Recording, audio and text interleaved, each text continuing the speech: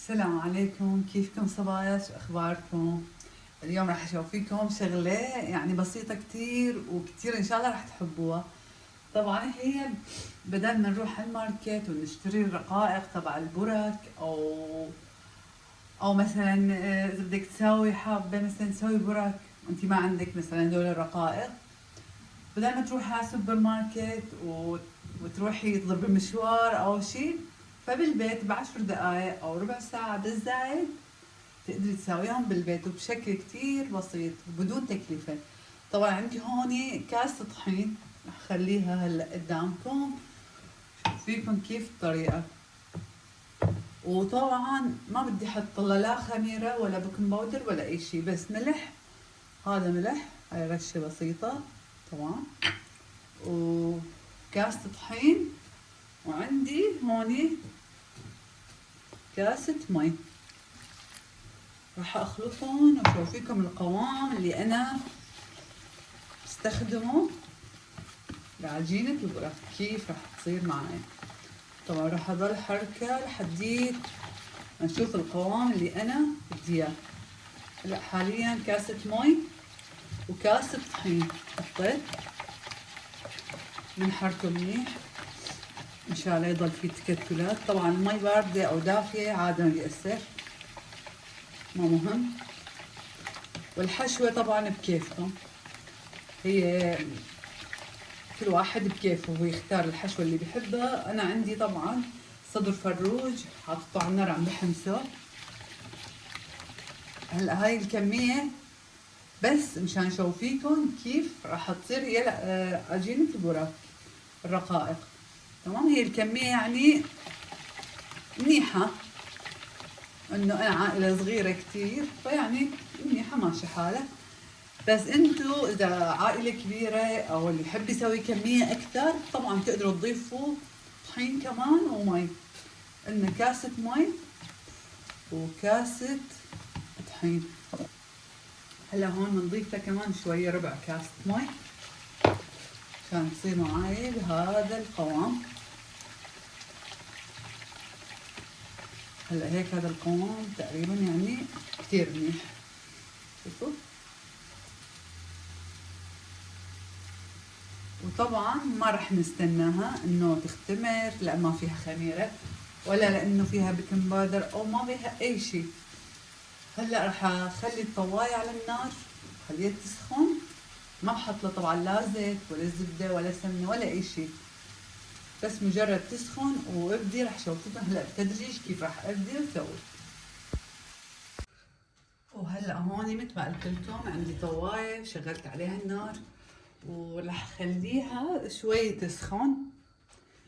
راح ابدي شوفكم اول وحدة قدامكم كيف تصير، وبعدين انا بكمل الباقي وبرجع لكم.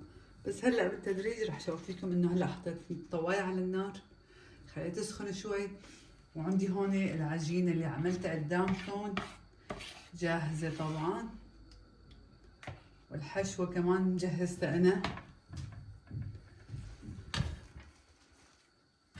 تقريبا. هلا هي صارت شوي صارت سخنة.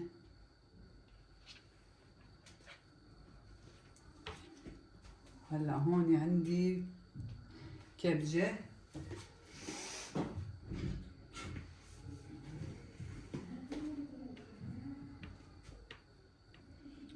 خلي شوي من العجينة قدامكم.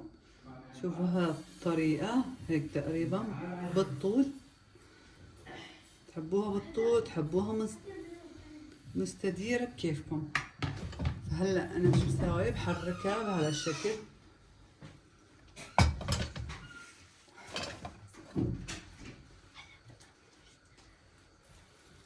وانا بقدر مثلا بالمعلقة شوية مشان اسويها يعني نفس الحجم الطول والعرض.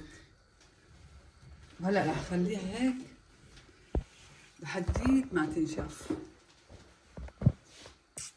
رح تنشف هلا وشوفيكم كيف رح تصير معي. طبعا هي ما رح تضل بهذا الشكل، هلا بس تنشف وتصير جاهزة رح اقصها انا سوي شكل حلو يعني مرتب، وبعدين ابدي لفها حط فيها الحشو ولفها. وهلا مثل ما عم نشوف انه شلون العجينة لما عم تستوي شلون عم ترتفع هيك لحالها، يعني بتقبع من الطواية. هلا بنشوفها، حشيلها بالمعلقة. شوفوا كتير سهلة. هاي أول وحدة. راح أخليها طبعا هون على بشكير أو أي قطعة قماش مشان تنشف، بس ما بخليها فوق بعضهم. وطبعا هلا هون مثل ما قلت لكم قبل شوية، شوفتكم أنا أول وحدة طبعا. هاي الثانية شوفوا ما شاء الله، يعني ما بتلزق، هي بس تنشف يبدي الأطراف هي تقبع لحالها. لما تقبع الأطراف بعرفة إنه استوت. وفينكم تساووا مثلا بشكل مستطيل، وفينكم تسووها بهذا الشكل دائري. شوف هاي ما شاء الله شلون شكلها. هلا هاي مدورة طبعا شكل دائري، بقدر مثلا اسويها 2 او بقدر اتحكم انا بالشكل اللي بدي اياه، او بتقدروا تخلوه بهذا الشكل. هلا ان شاء الله راح اخلص وشوفيكم لما احشيها ولما بقليها كيف راح تطلع بعد القلي. وهلا هون شوفوا بعد ما خلصت، شوفوا الشكل. هاي شكل دائري طبعا. بتحبوا مثلا تقصوها هيك بالنص وتسووا 2، او بتحبوا بهالشكل هذا وتحشوها. انا عندي هون الحشوة صدر فروج، كيفكم يعني ما في اي مشكلة. والشكل اللي بتلفوه اللي بيعجبكم تلفوه. طبعا انا كترت شوية.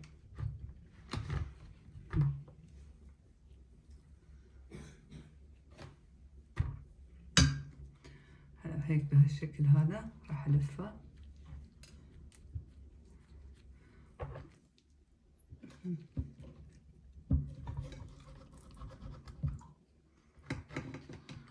ان شاء الله تطلع سميكة طبعا. تقدروا بهالشكل هذا تقصوها هيك وتاخذوا اللي بدكم اياه.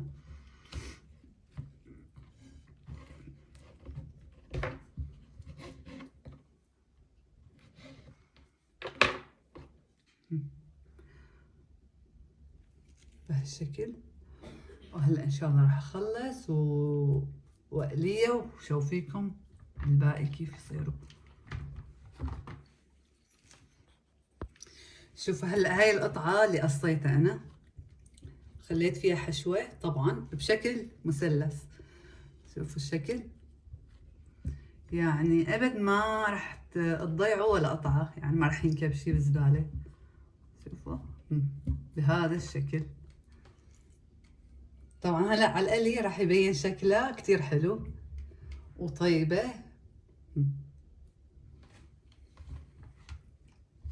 هذا الموديل الثاني،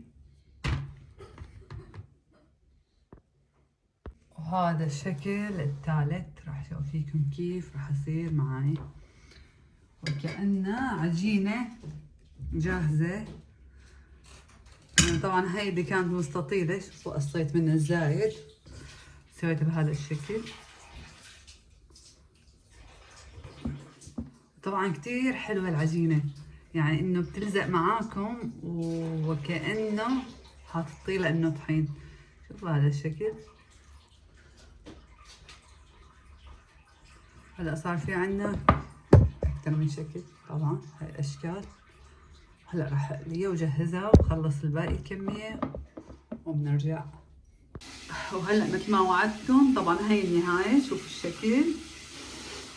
طبعا ما شاء الله ما راح احكي لكم انا الا تجربوا انتم وتحكموا ان شاء الله. شوفوا هذا الشكل سويته بهذا الشكل، وسويت اشياء هيك بهذا الموديل. وانتم طبعا تقدروا تتحكموا بالاشكال والحشوات اللي تحبوها انتم، بتقدروا تحطوها بالداخل. ولا تنسوا الاشتراك واللايك. وشكرا جزيلا لكل مين عم يتابعني، ولكل مين عم يشوف الفيديو وبعدين عم يحط لايك، عم يخلي لي لايك. العفو.